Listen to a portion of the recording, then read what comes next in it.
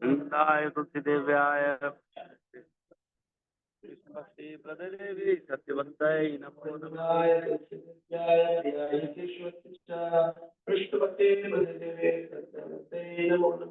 वृंदाय तुलसीदेव्याय प्रियाय केशवस्य च कृष्णभक्ति प्रदेवी सत्यवत्ताय नमो नमः। जय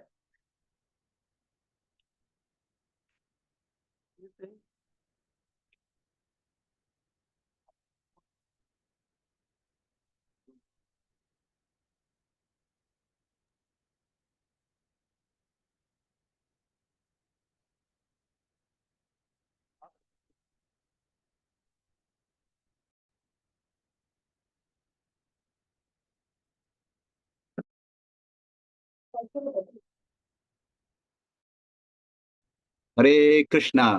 तो आप सभी भक्तों का आज सुबह के मॉर्निंग जपा टॉक में बहुत बहुत स्वागत है। सभी वैष्णव और वैष्णवी के चरणों में मेरा वंदन है। आज के दिन का जो जपा टॉक हमारे बीच में लेके आ रही है बहुत ही विशेष भक्त है। उनका नाम है हर ग्रेस लक्ष्मी महिमा माता जी। तो लक्ष्मी महिमा माता जी बहुत ही सुंदर भक्त है और बड़े ही शांत भाव से उनमें एक शुद्ध भक्त होने के सारे गुण मौजूद है।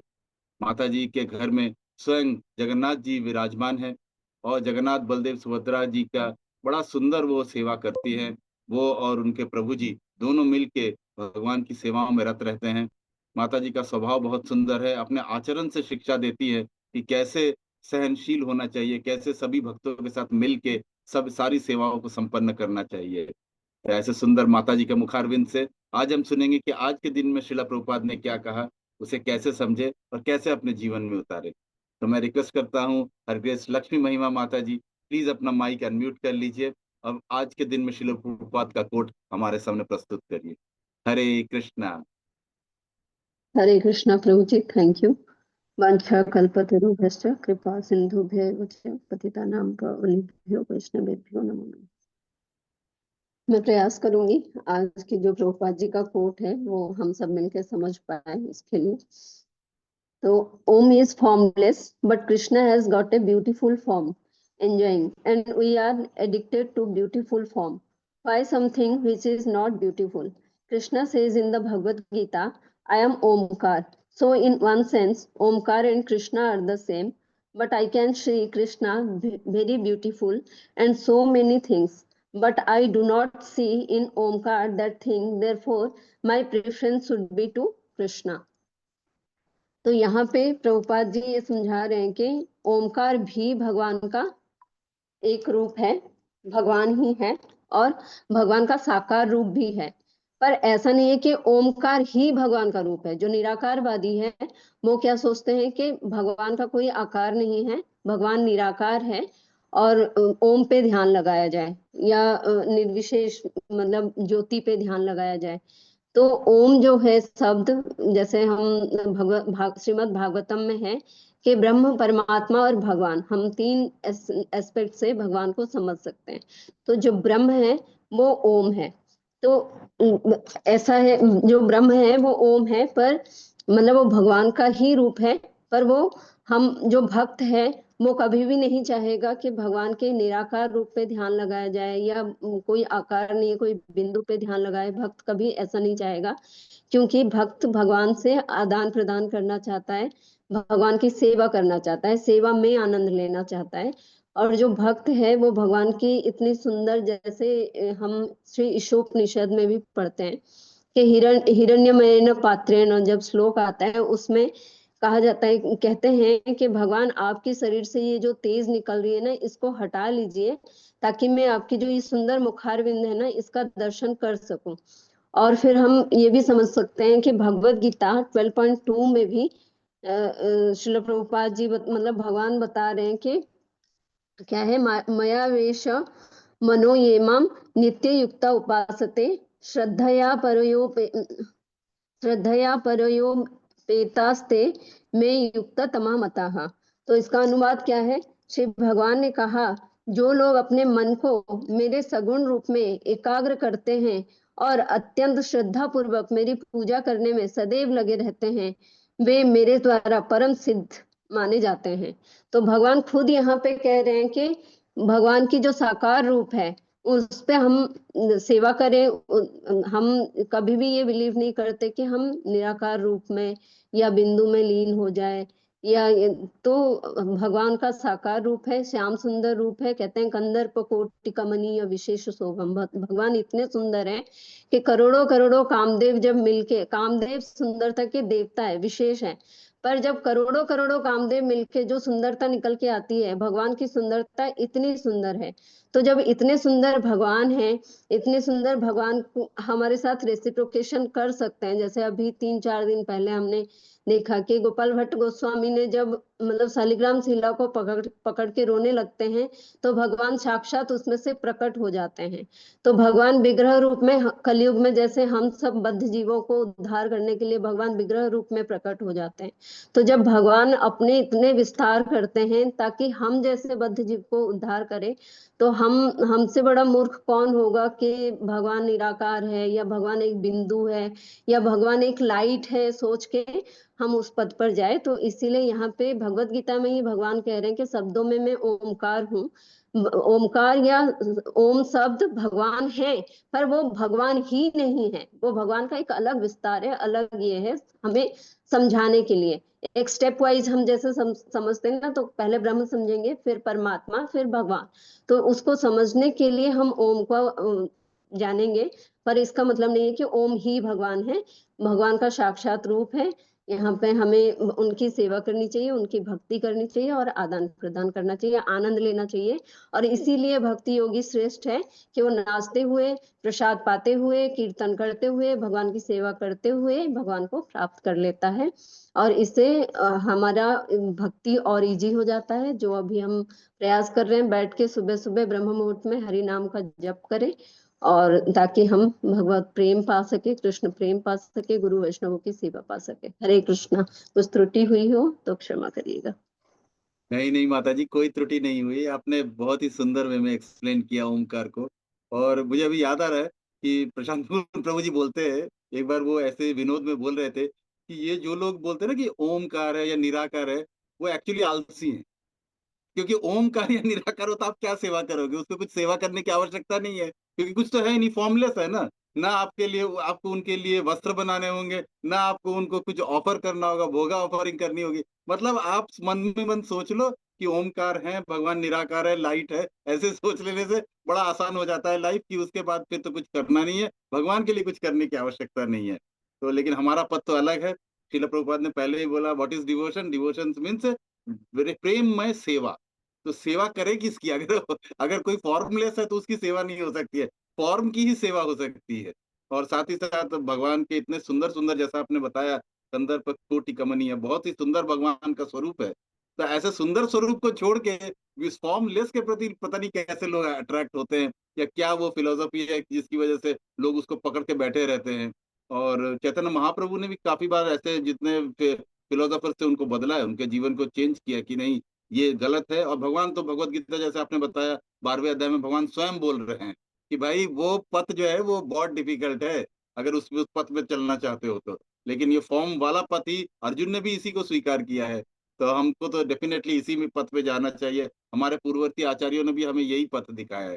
आपने बहुत सुंदर एक्सप्लेन किया माता जी। I am so grateful to you. Thank you so much माता जी। You have explain it very nicely. Hare Krishna. Hare साथ कृष्णा। ही थैंक यू प्रभु जी सेवा देने के लिए। नहीं नहीं माता जी, आप हमेशा सेवा में आते हो, आप बहुत सुंदर सेवा करते हो। तो we are so grateful to you माता जी। थैंक यू सो मच माता जी। तो साथ ही बताना चाहूंगा कि अभी तो अब हम सबों को पता ही है कि हिज ग्रेस प्रशांत मुकुंद प्रभु जी की दुर्ग में कथा चल रही है। और बड़ी सुंदर कथा हो रही है। प्रभु जी प्रतिदिन भगवान की लीलाओं का वर्णन कर रहे हैं, उसके साथ साथ जोड़ के उसको उसका अलग क्या मीनिंग है उसको हमारे सामने एक्सप्लेन कर रहे हैं। तो जितने भी भक्त हैं जो कि दुर्ग में नहीं पहुंच पाए हैं, वो ऑनलाइन इसको सुन सकते हैं, ये ऑनलाइन आ रहा है। आप सभी भक्त इस कथा का आनंद ले सकते हैं। हरे कृष्णा। हरे कृष्णा। तो थैंक यू लक्ष्मी माता जी, बहुत सुंदर आपने निराकार तत्व का वर्णन किया। और हमारे आचार्यों ने एक और मतलब बताया है, ओम का स्वरूप भी बताया है।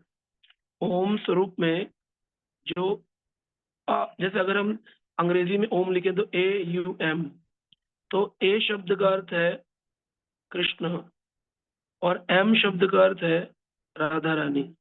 सो जो सॉरी एक U अर्थ है राधा रानी, तो AU का मतलब है राधा एंड कृष्ण, AU, और M का मतलब है माई सेल्फ, यानी मैं सोल, आत्मा।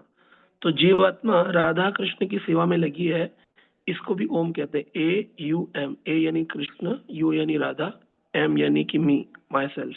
तो AUM, ये ओम शब्द में तो भक्त लोग जप करते हैं ओम राधा कृष्णाय नमः, तो हम राधा कृष्ण को प्रणाम करते हैं जीवात्मा।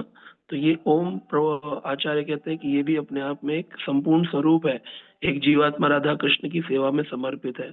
तो इसलिए ओम जो निराकारवादी उनके लिए ओम एक निराकार भी है, लेकिन जो वैष्णव हैं, जो भक्त मार्ग में लगे हैं, तो उनके लिए राधा कृष्ण जो है वो एक स्वरूप है, और एक जीवात्मा पूर्ण रूप से भक्तिमय भाव से राधा कृष्ण की सेवा में अपने आप को समर्पित करती है। तो ये भाव भी हम रख सकते हैं कि हर वस्तु के दो तत्व हैं, निराकार भी है, साकार भी है। तो जो लोग निराकारवादी हैं वो मार्ग भी ठीक है, लेकिन वो मार्ग थोड़ा कठिन है। भगवान भगवद गीता के 12वें अध्याय में बताते हैं वो मुश्किल है। तो लेकिन ऐसा नहीं है कि उसे पाया नहीं जा सकता, उससे भी प्रभु की प्राप्ति की जा सकती है, लेकिन गोलोक तो नहीं मिलेगा उनको प्रभु प्राप्ति में। जैसा माता जी ने बताया ब्रह्मेति परमात्मेति, तो परमात्मा स्वरूप तक वो पहुंच सकते हैं, लेकिन जो भगवान है कृष्ण, वो पाना बहुत मुश्किल है। उसे केवल प्रेमा भक्ति के मार्ग से पाया जाता है, केवल भक्ति से भी नहीं, प्रेमा भक्ति के मार्ग से पाया जाता है। और प्रेमा भक्ति में भी कौन सी भक्ति? व्रज प्रेमा भक्ति, व्रज की जो प्रेमा भक्ति है उससे प्राप्त होगा। अगर कोई व्यक्ति भगवान के द्वारका स्वरूप का या मथुरा स्वरूप का या जगन्नाथ स्वरूप का या साकेत स्वरूप का प्रेमी है और व्रज के राधा कृष्ण का प्रेमी नहीं बन पाया अपने जीवन काल में, तो जो स्वरूप के प्रति उसका समर्पण है वो उसी वैकुंठ में जाएगा, है ना। अगर कोई व्यक्ति नरसिंह भगवान का समर्पित है तो वो फिर नरसिंह लोक में जाएगा। तो ऐसा नहीं है कि नरसिंह भगवान केवल विघ्न हरने की शक्ति रखते हैं, या नरसिंह भगवान केवल हमें नरसिंह लोक तक ले आ सकते हैं। अगर कोई नरसिंह पूजा करके ये मांगे कि मुझे राधा कृष्ण की प्रेमा भक्ति दे दीजिए, जो मांगना चाहिए, राधा दास्यम या राधा कृष्ण सेवा भाव, तो वो फिर नरसिंह भगवान उस मार्ग के विघ्न भी हरते हैं। यहाँ तक कि कुछ आचार्य हैं जैसे श्रीधर स्वामी, उन्होंने नरसिंह भगवान से भागवत अंडरस्टैंडिंग के विघ्न हटाने को कहा और संपूर्ण भागवत पर टीका लिखी। तो वो अपने शास्त्र में कहते हैं, उन्होंने भागवत के टीका में ही प्रारंभ में लिखा कि मैंने जो भी भागवत लिखा है इसका मूल कारण है नरसिंह देव भगवान। नरसिंह देव भगवान की कृपा से मैं ये भागवत लिख पा रहा हूँ। तो उन्होंने भजामि अहम नरसिंह देवा करके एक मंत्र प्रारंभ में मंगलाचरण के अंदर वर्णन किया है। तो हम ये देख सकते हैं कि हम जगन्नाथ स्वरूप में जैसे चैतन्य महाप्रभु श्याम सुंदर का रूप देखते थे, तो हमारे को राधा कृष्ण स्वरूप को छोड़ना नहीं है। चाहे हम नरसिंह रूप देखें, चाहे हम जगन्नाथ स्वरूप देखें, चाहे हम द्वारका स्वरूप देखें, हमें उसमें कहीं ना कहीं व्रज राधा कृष्ण प्रेमा भक्ति मार्ग को ढूंढना होगा, उस कनेक्शन को सदा रखना होगा। इसलिए बोलते never forget Krishna and always remember Krishna. तो कहीं ऐसा ना हो कि वो मार्ग हमारा एक जनरल मार्ग हो जाए। तो जनरल भक्त में और एक प्रेम भक्त में डिफरेंस होता है। So try to be Raghunath Das Goswami कहते हैं व्रज राधा कृष्ण प्रेम भक्त बनने का प्रयास हमें करना चाहिए। प्रभुपाद जी ने भी भगवद गीता के 18वें अध्याय के 65 नंबर श्लोक में हमें बताया कि कौन से स्वरूप पर ध्यान लगाना है। सो उन्होंने बोला एक वो कृष्ण जो युवा है जिनके हाथ में बांसुरी है, राधा कृष्ण, उसी स्वरूप पर हमारा ध्यान केंद्रित होना चाहिए। तो ओम भी उसी, हम किसी भी स्वरूप में भगवान को दे सकते हैं। तो आचार्यों ने कहा ओम में भी हम भगवान को दे सकते हैं। ए से कृष्ण, यू से राधा रानी, एम से माई सेल्फ, मी, आत्मा भगवान की सेवा में युक्त है। तो इस भाव से भी देखा जा सकता है। Hare Krishna, thank you so much. और अभी 9 मई को परम पूज्य भक्ति आश्रम वैष्णव स्वामी महाराज का व्यास पूजा दिल्ली द्वारका मंदिर में बनाया जा रहा है। तो भक्त लोग ज़्यादा से ज़्यादा संख्या में आए और अपने फैमिली को भी ला सकते हैं, फॉर्म्स भर सकते हैं, सेवा कर सकते हैं। और उसका पूरा इनविटेशन कार्ड कल रात को बन गया था, तो आज वो फ्लोट हो जाएगा। हरे कृष्ण।